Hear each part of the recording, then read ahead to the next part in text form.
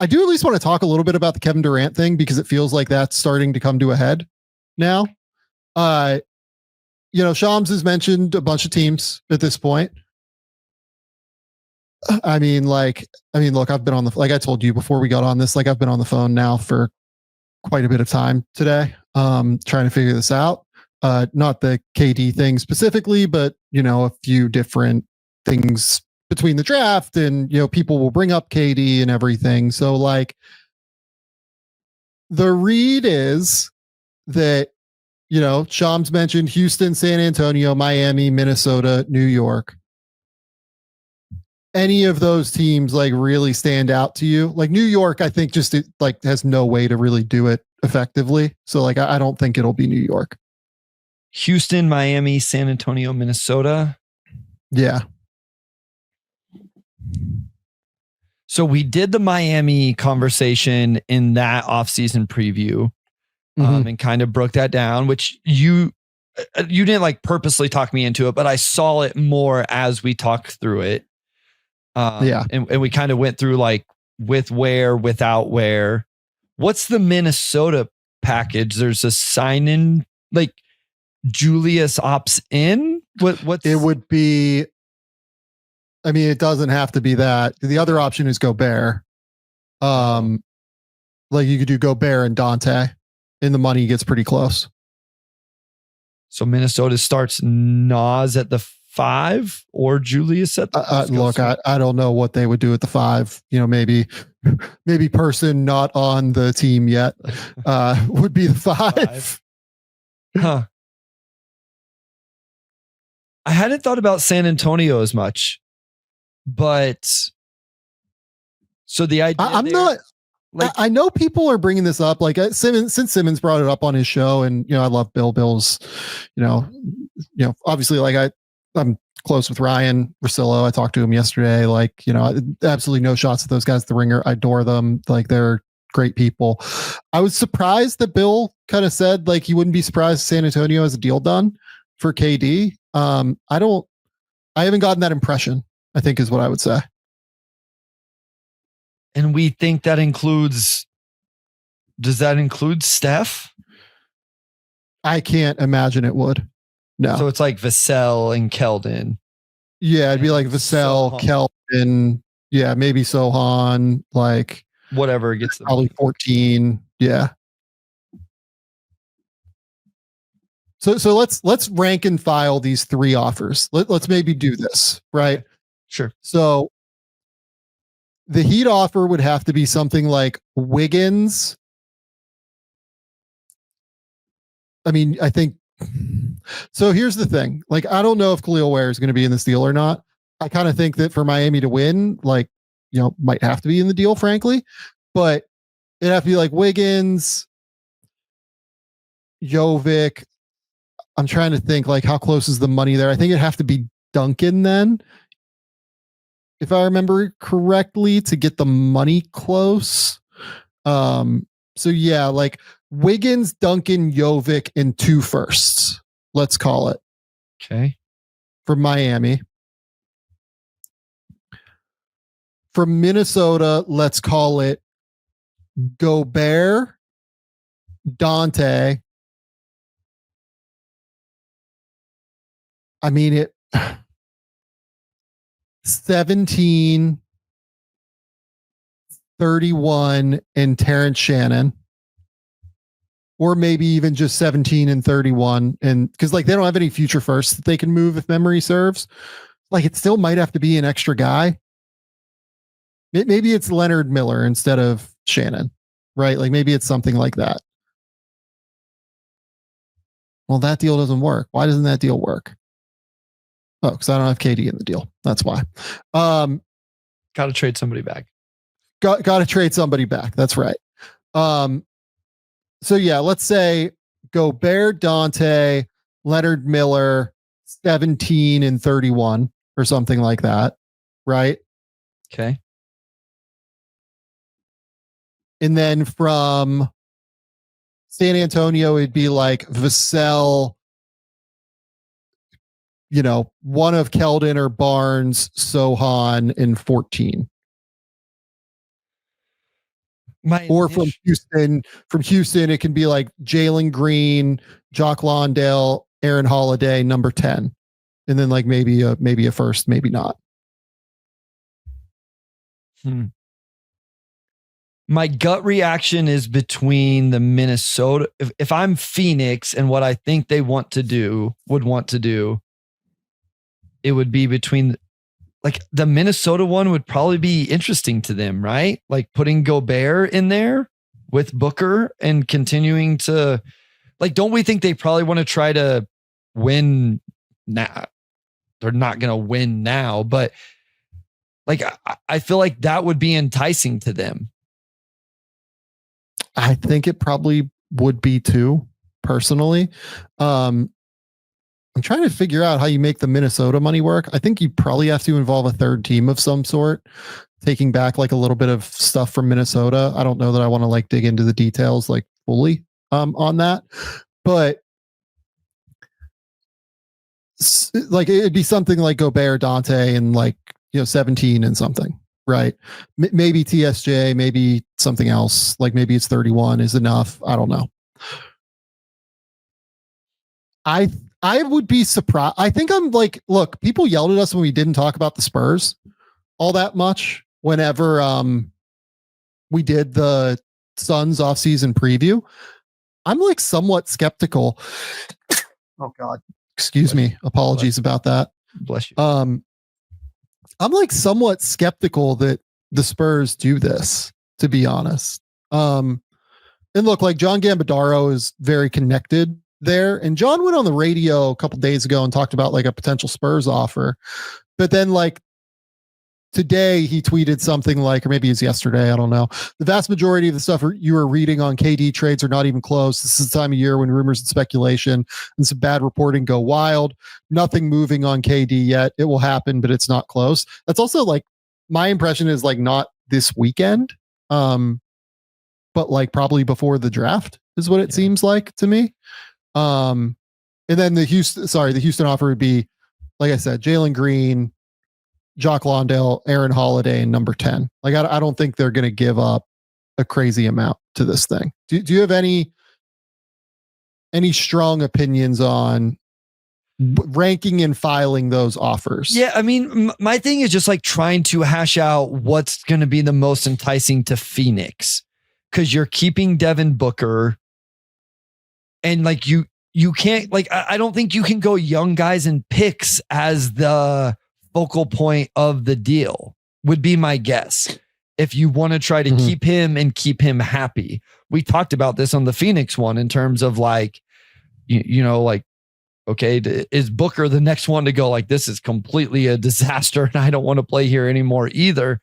And so because of that, I would guess they're looking for the best pieces of like, hey, over the next few years, this is going to give us the best chance to win as many games as possible. And so like, I like Devin Vassell. I like Khalil Ware if he was in the deal from Miami, but adding a piece like Gobert at the center position where they don't have anybody that like is great. And then somebody off the, like Dante and Grayson and all, like Bradley, like all of that gets a little bit redundant, but I know this is easier said than done. Then maybe you move one of those, like we already talked about, maybe moving Grayson, right? Like maybe you move off him and get something else. I don't know. It seems like those are the best of the things we hashed out. That's the best, like kind of fits into place and helps you win now. As opposed, like Jalen Green, like another team takes an upside swing on Jalen Green. Sure. But I don't think Phoenix is in play to do that, especially at that position. Like if it was Jabari and Tari and something like that, like now I would be interested, right? Because those guys positionally make more sense and like play both ends of the floor and all of that. So that would get a little bit more interesting. So I just think whoever offers the best version of that, like guys that are going to help Booker be successful and win some games over the next 3 years would win, is my opinion. Maybe Phoenix doesn't take that approach, but that's what I would guess they do. Here be my other question here. How much better is Minnesota with Kevin Durant as opposed to Gobert and Dante? I mean, it completely changes your defensive identity to some extent, right? I mean, it changed your entire identity as a team, I feel like. Well, offensively as well. Yeah. I mean, because Ant wants to have the ball in his hands, it seems like to me. So, this is another option, by the way, from Houston. Jalen Green, Brooks, and number 10 is another option that works financially, by the way. Yeah, like I'm not saying that's the wrong value. Like I just don't think that's the type. I would be interested if that's the type of deal Phoenix wants, like adding another backcourt guy like Jalen Green to Devin Booker. And, again, you still have Bradley Beal there and he's probably going to be there for one more year. So anyway, Minnesota's thing is interesting. Yeah. Cause what's your starting lineup? I think that it would be at that point, one of Dillingham or Conley, right? Like what, you're hoping that Dillingham takes the jump, right? Real quick, Sam, losing Gobert makes him even more of an issue on that end of the totally world. Couldn't agree more. Ant, KD, Jaden McDaniels, and then Julius. Like, are you starting Julius at the 5? Are you then are you trying to move Julius like in a deal where you get a big? Like, what's your plan there then? This is where I struggle at times with some moves like this, because it's like, it's the first domino and there needs to be another domino. I mean, yeah, we talked about this with the Luka Doncic trade. Obviously we both agreed with it from the Lakers perspective, but we said like, for this to really be a competitive team at the highest level, there probably needs to be the next move and the next move. And so, I mean, obviously Minnesota would have the whole offseason to figure that move out or those moves out, but your entire identity is just different. As you said, like it's just very, very different. Because your 5 best players are Ant, McDaniels, KD, Julius, and Nas. But that doesn't seem like a realistic starting 5, or really even like you're probably gonna play some minutes with that group. I had not considered them as much as a KD team. Do you need a center before you do that move? Like, do you need a plan lined up? It's like, all right, we're moving Julius for a big before you make that deal. But like, that's just not how this works sometimes. Like, if Miami goes to Phoenix and says like, hey, look, like we are willing to give you Khalil Ware, right? I'm not saying that's happening. I'm just saying like, as an example. And Phoenix goes back to Minnesota and is like, hey, look, we've got this thing on the docket. Like, we can't wait for you anymore. Like, we can't wait for you to go find your plan at center. Do you do it if you don't have the plan at center yet, if you're Minnesota?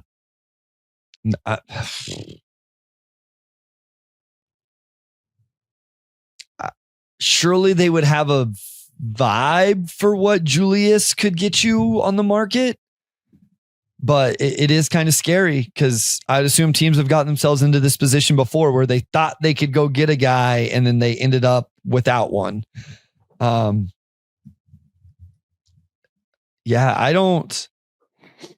It's obviously a very talented group. I need to wrap my head around how much I believe in it winning at the highest level, right? Like, that's obviously a playoff team, a team that's going to win a lot of games if healthy, all of that. It's like, is that a team I'm just like, oh, that's the title contending team? It is tough because it just changes so much for them. And it really, really, here's another factor. I mean, we love Jalen Clark. It's like, it does hurt your depth as well. Because if you lose in free agency and you trade Dante in this deal, now all of a sudden you're really counting on Rob. You're really counting on Jalen Clark. And by the way, trading 2 for 1 or 3 for 1 makes your finances even harder at that point, because you've put $54 million into one player with KD. Yeah. So that's another factor as well. With an aging Mike Conley, whose minutes need to go down, not up. And, what Durant, even Durant at his age, like it's Kevin freaking Durant. So I understand it, but I don't think that's the thing. It's not as cut and dry as what it would sound like whenever you're talking KD. But I think if I'm Phoenix, that's probably the deal I would do for what it's worth. Not only because I think that it's a deal that makes sense, like for them in terms of what they want to do, right or wrong, whatever you want to think of that, right? I actually think that that's probably the most value in a deal if that was to happen. It's just the easiest way to make the deal work is if it's Gobert versus Randall opting in or whatever. Like it's just the easiest way to make the money work. But if you can do it with Randall opting in, like that'd be amazing. Like that, if Randall opts in to go to Phoenix, great. It's just like, why does Julius do that at the end of the day is the thing. Like it's kind of up to him. So to me, if you're going to do this, it probably does have to be Randall, or it probably does have to be Gobert.